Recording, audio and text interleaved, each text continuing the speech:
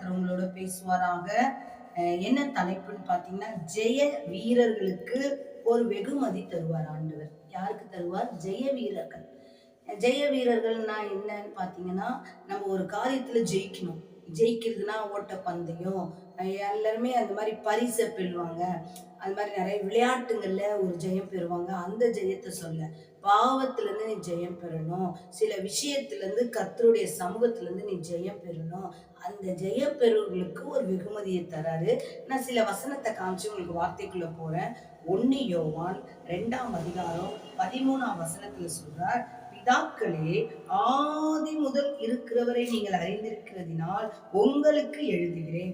வாலிபரே, பொல்லாங்குகளை நீங்கள் ஜெயிக்கிறதினால் உங்களுக்கு எழுதுகிறேன். பிள்ளைகளே, நீங்கள் பிதாவை அறிந்திருக்கிறதுனால் உங்களுக்கு எழுதுகிறேன். அல்லேலூயா. என்னன்னு பாத்தீங்கன்னா, பொல்லாங்கை நீங்க ஜெயிப்பதினால் என்ன ஜெயம்? பொல்லாங்கு சத்துரு வருவான், உன்னுடைய விசுவாசத்தை கெடுப்பான், உன் ஜெபத்தை கெடுப்பான், உன்னுடைய சூழ்நிலையை கெடுப்பான், நீ உறுதியா இருக்கிறத கெடுப்பான். அந்த பொல்லாங்கன் வரமெது அவன் மத்தியில நீ ஒரு ஜெயமா பைபிள் எடுப்பீங்க, படிக்கணும்னு தோணும். ஆனா நீங்க என்ன பண்ணுவீங்க? சோர்ந்து போயிடுவீங்க. அப்ப அந்த பொல்லாங்கு வந்து உன்னை என்ன பண்ணுவான்? படிக்க விடாதபடி தடுப்பான். அதை ஜெயம் பெற்று அந்த பைபிளை வாசிக்கிறது, ஜெயம் பெற்று அந்த உபவாசத்தை எடுக்கிறது, அதுதான் ஜெயம். அந்த ஜெயம் பெறுவர்களுக்கு கர்த்தர் ஒரு வெகுமதி தருவாராம். இன்னொரு வசனம் காமிக்கிறேன். 1 யோவான் 4:4 பாருங்க, சொல்ற, பிள்ளைகளே, நீங்கள் தேவனால் உண்டாயிருந்து அவர்களை ஜெயித்தீர்கள், ஏனெனில் உலகத்தில் இருக்கிறவனிலும் உங்களில் இருக்கிறவர் பெரியவர்.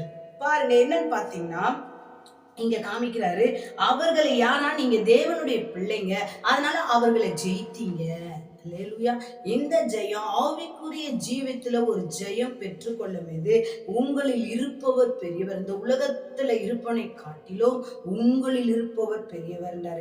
5:5 பார்க்கலாம். 1 யோவான் 5:5 என்ன சொல்றாருன்னா, இயேசுவானவர் தேவனுடைய குமாரன் என்று விசுவாசிக்கின் அன்றி உலகத்தை ஜெயிக்கிறவன் யார்? இந்த உலகத்தை ஜெயிக்கிறவன் யாருன்னு கேட்கிறார். அப்ப ஜெயம்னா என்ன?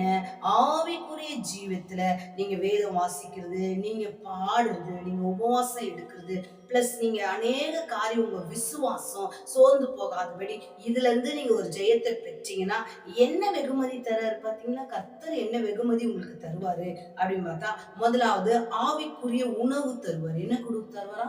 ஆவிக்குரிய உணவு. ஆவிக்குரிய உணவு என்னன்னு பாத்தீங்கன்னா, வெளிப்படுத்தல் 2ஆம் அதிகாரத்துல 7ஆம் வசனம் சொல்லுது. எப்படின்னு அந்த வசனத்தை வாசிச்சுட்டு நான் அப்படியே போயிடுறேன் கடந்து. ஆவிக்குரிய உணவு என்னன்னு பாருங்க. ஆவியானவர் சபைகளுக்கு சொல்கிறதை காதுள்ளவன் கேட்க கடவான். ஜெயம் கொள்கிறவன் எவனோ அவனுக்கு தேவனுடைய பரதேசியின் மத்தியில் இருக்கிற ஜீவ விருட்சத்தின் கனியை புசிக்க கொடுப்பேன். பாத்தீங்களா? என்ன உணவு கொடுப்பாரா? ஜீவ விருட்சத்தின் நடுவுல இருக்கிற கனியை உனக்கு புசிக்க கொடுப்பாரா? ஆவிக்குரிய உணவாதான் ஒரு வெகுமதி. கிறிஸ்துவ பிள்ளைகளுக்கு ஜெயம் கொள்கிற பிள்ளை எல்லாருக்கும் கொடுக்க மாட்டாரு. எல்லாரும் கிறிஸ்துவர்கள் தான், எல்லாரும் திருவிருந்து எடுக்கிறாங்க, எல்லாரும் கர்த்தரை தேடுறாங்க. அவங்களுக்கு ஒரு ஜெயத்தை பெற்றுக்கொள்றவங்களுக்கு ஒரு வெகுமதியை தராரா. முதலாவது ஆவிக்குரிய ஜீவியத்துல என்ன கொடுப்பாராம்? உணவு கொடுக்கிறார். 2வது பாத்தீங்கன்னா, ஒரு புதிய பெயர் உங்களுக்கு, நாமம், உங்களுக்கு ஒரு வித்தியாசமான பெயரை ஜீவ புஸ்தகத்துல வைப்பார். 3வது என்னன்னா, நீங்க ஆளுகைக்கு அதிகாரியா இருப்பீங்க. ஒரு ஆளுகைக்கு உங்களை கர்த்தர் அதிகாரியா வைக்கிறார். 4வது என்ன பார்த்தா, பரலோகத்துல நீரின் ஆடையை உங்களுக்கு கொடுப்பார். 5வது என்ன பார்த்தீங்கன்னா, ஆலயத்திலேயே உங்களை தூணா நிறுத்துவார். ஆலயத்துல எப்படி நிறுத்துவாரு? ஒரு தூண் ஆக்குவாரு. 6வது பாருங்க, சிங்காசனத்தில் உன்னை அமர வைப்பார். 7வது நித்திய சுதந்திரம் கொடுப்பார். இது எல்லாத்துக்கும் வார்த்தை இருக்கு. நம்ம எல்லாத்தையும் பார்க்க இந்த கால வேலை நேரம் இல்லை. நீ எப்படிப்பட்ட மகளா இருக்கிற பாருங்க. ஒரு ஜெய வீரர்களுக்கு தான் கர்த்தர் கொடுக்க வல்லவரா இருக்கு. நீ ஜெயம் பெற்று கொண்டு இருக்கிறியா? நீ எப்படிப்பட்ட காரியத்துல ஜெயமா இருக்குன்னு உங்களை நீங்க ஆராய்ந்து பாருங்களேன்.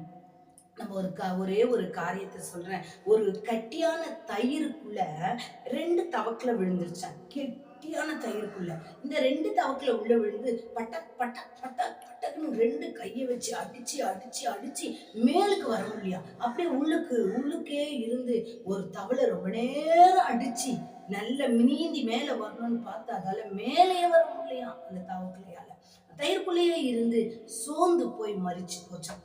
இதுல இன்னொரு தவளை இருந்துச்சாம். அந்த தவளை என்ன பண்ணுச்சாம், இந்த தவளை அடிச்சு இடிச்சு விட்டோனே மேலுக்கு பார்த்தா அப்படியே கொஞ்சம் வெண்ணெய் வந்த மாதிரி இருந்துச்சாம் தயிர் மேல.